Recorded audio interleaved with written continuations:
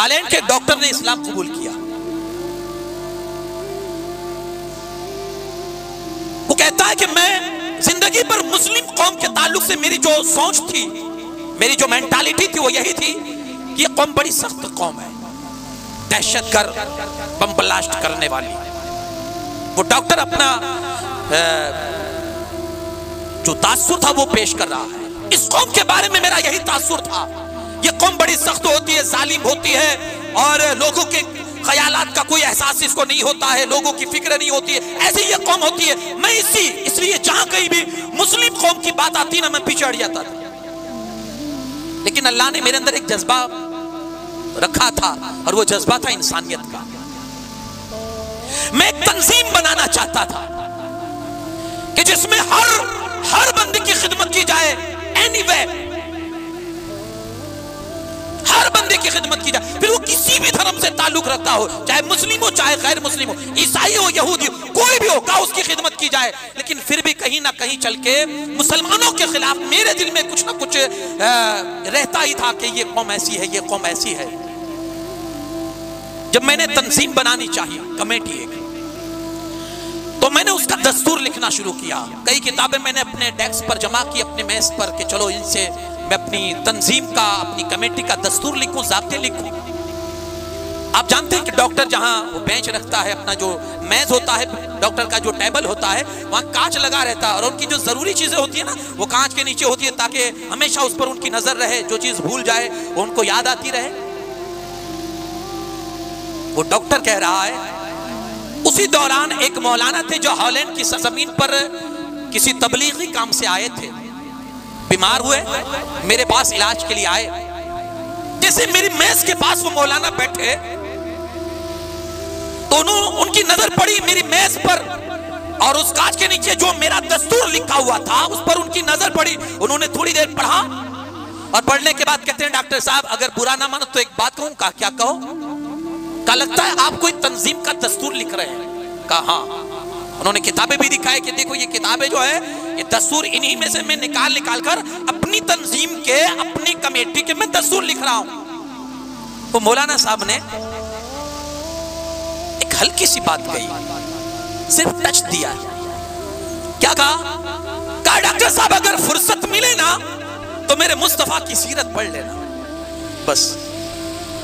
अगर मौका मिले, फुर्सत मिले, तो मेरे मुस्तफा की सीरत, हल्की सी टच देकर मौलाना चले गए। कोई जरूरी नहीं है, आला हजरत अली रहमत व रिजवान फरमाते हैं कि लोगों को समझाकर मनवा लेना ये आप पर जरूरी नहीं है। कहकर चले जाओ, मैसेज डाल दो, आज नहीं तो कल कभी तो वो मैसेज उनके जहन के अंदर गर्दिश करेगा और उनको अमल करने पर मजबूर करेगा। सिर्फ मैसेज छोड़ दो, जरूरी नहीं है पकड़ के मनवाना, मैसेज छोड़ दो सिर्फ। आज नहीं तो कल वही मैसेज उसके जहन में गर्दिश करेगा, रिपीट होगा, और वो हो सकता है कि उस बात पर वो अमल कर ले। मौलाना टच देकर चले गए। वो डॉक्टर कहते हैं कि एक दिन मैं दस्तूर लिख रहा था, मौलाना की बात याद आई मुझे। मैंने कहा चलो नहीं, मौलाना ने कहा है तो देख भी ले। नेट पर मैंने सर्च की सीरत की किताबें, तो मुझे 2-4 इंग्लिश में जो रसूलुल्लाह सल्लल्लाहु अलैहि वसल्लम की सीरत की किताबें थी वो मुझे नजर आई। मैंने एक उसमें से डाउनलोड की, और जब पढ़ना चालू किया, पहली हदीस पढ़ी, मुसलमान बन गया। पहली हदीस पढ़ते ही मुसलमान बन गया। क्या थी भाई पहली हदीस? और उस हदीस में ऐसा क्या था कि अपने वक्त का एक माहिर डॉक्टर सिर्फ एक हदीस पढ़कर मुसलमान बन रहा है? एक हदीस, क्या था उसमें? सुने, हजरत सलमान फारसी रिवायत करते हैं, मैं था और हजरत बिलाल हबशी थे।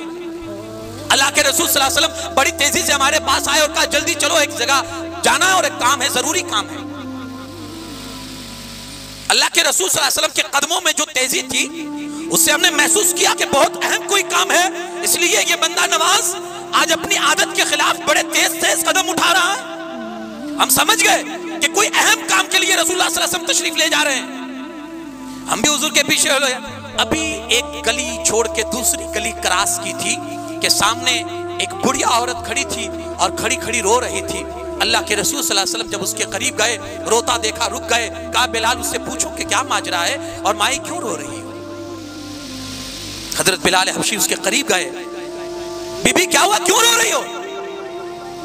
कहा तेल खरीदने आई थी, 5 दिरहम का तेल खरीदा था, 5 दिनार का, और हाथ से बुरी हूं, हड्डियों में भी इतनी ताकत नहीं रही, पैर जरा सा मुड़ा तो गिरी, तो वो तेल जमीन पर गिरा, जमीन ने चूस लिया। अब जमीन तो चूसी हुई चीज वापस नहीं देती ना, इसलिए रो रही हूं। गुलामी की जिंदगी है मेरी, किसी की मुलाजमा हूं, किसी की नौकरानी हूं, और मेरी जो वो है वो बड़ी सख्त है। अगर तेल लेकर नहीं गई तो इस बूढ़ी हड्डियों को बहुत मारेगी, वो बहुत मारेगी। अल्लाह के रसूल सल्लल्लाहु अलैहि वसल्लम ने जब ये उसकी दास्तान सुनी, दिल भर आया। हजरत बिलाल हबशी से फरमाते हैं जल्दी से जाओ, घर जाकर 5 दिनार लेकर आओ और इस बुढ़िया को तेल खरीद कर दो।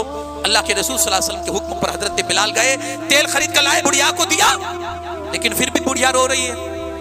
अल्लाह के रसूल सल्लल्लाहु अलैहि वसल्लम फरमाते माई अब क्या है, तेरा गया हुआ तेल तो तुझे मिल चुका है, अब जा। कहा तेल तो मिल चुका है, लेकिन जो लेट हो गया है, वो लेट होने पर भी मेरी जो मालिकन है वो मुझे मारती है। अगर ये लेट होने पर मारेगी तो अब इन बूढ़ी हड्डियों में इतनी ताकत नहीं है कि उसके मार को बर्दाश्त कर सके, इसलिए रो रही हूं। अल्लाह के रसूल सल्लल्लाहु अलैहि वसल्लम ने फरमाया चल माई, मैं तेरे साथ चलता हूं।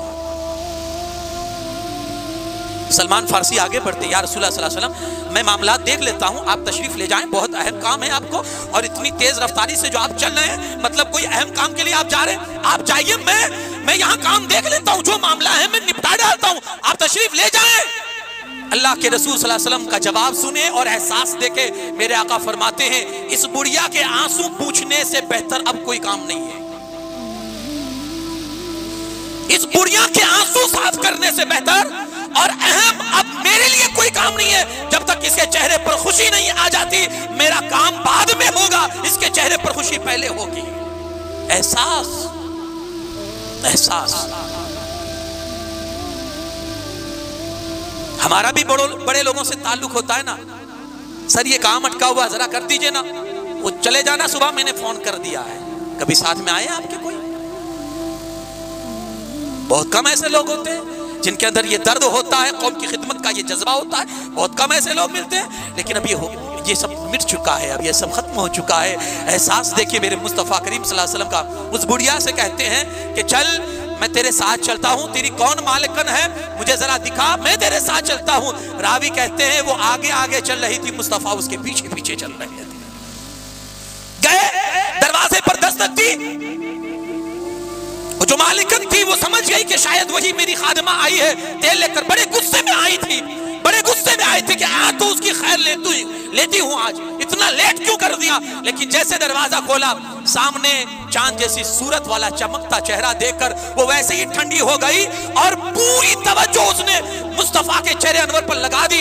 इधर हुजूर पूछ रहे हैं क्या ये तुम्हारी खादिमा है? देखो सुनो सुनो, ये आ रही थी और इसके हाथ से तेल गिर गया था, इसको तेल मिल चुका है, इससे लेट हो गया है, अब इसे मारना नहीं, इसे तकलीफ ना पहुंचाना। अल्लाह के रसूल सल्लल्लाहु अलैहि वसल्लम बोल रहे हैं, हुजूर अलैहिस्सलातु वस्सलाम उससे गुफ्तगू कर रहे हैं और वो हुजूर के जलवों में गुम है, पता नहीं कहां गुम है, हुजूर के जलवों में गुम है। और अल्लाह के रसूल सल्लल्लाहु अलैहि वसल्लम ने सारी बातें, फिर हुजूर ने पूछा क्या तू उसे मारेगी? अल्लाह के रसूल सल्लल्लाहु अलैहि वसल्लम ने जब 2 बार पूछा तो उसने कहा नहीं नहीं, मैं वादा करती हूं कि मैं उसे तकलीफ नहीं पहुंचाऊंगी। जब उसने ये कहा, अल्लाह के रसूल सल्लल्लाहु अलैहि वसल्लम अब उस बुढ़िया की तरफ मुतवज्जो होकर कहते हैं माई क्या अब मैं जाऊं? खुद ही भीख दे और खुद कहे मंगते का भला हो। माई मैं जाऊं? तू कहे तो मैं जाऊं? ये एहसास कहां है हमारे पास? उसने इजाजत दी, रसूलुल्लाह सल्लल्लाहु अलैहि वसल्लम आगे बढ़े। हजरत बिलाल कहते मैं पीछे रह गया था तो दोनों बुढ़िया ने मुझे बुलाया और बुलाकर कहती ये है कौन? इतने एहसास वाला बंदा यहां अपनों का कोई एहसास नहीं करता, ये दूसरों का एहसास कर रहा, ये है कौन? बिलाल हबशी कहते तुम नहीं जानते, ये वही तो है जिसे अल्लाह ने आखिरी नबी बनाकर तशरीफ मबूस फरमाया है, वही तो है, ये वही है। तेज कदमों से चलती हुई दोनों बीबियां रसूल पाक सल्लल्लाहु अलैहि वसल्लम की बारगाह में आती है, हुजूर को रोकती है और कहती है बंदा नवाज घर के दरवाजे पर आकर इस तरह महरूम तो ना छोड़ो, हाथ बढ़ाओ, कलमा पढ़ाकर मुसलमान बनाओ। वो डॉक्टर कहता है, वो डॉक्टर जो अपने कंप्यूटर पर नबी की सीरत पढ़ रहा था, वो डॉक्टर कह रहा है, उधर वो बीबियां कलमा पढ़कर मुसलमान हो रही थी, इधर में वो हदीस पढ़कर मुसलमान बन रहा था। एहसास,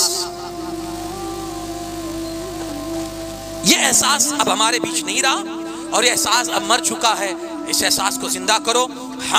हम उस रसूल के मानने वाले हैं कि जिन्होंने एहसास की तालीम हमें अता फरमाई और एहसास हमारा पैदार करके मुआशरे को एहसास की तालीम देकर वो रसूल गए और ये बता दिया जिंदगी जिंदा दिली का नाम है।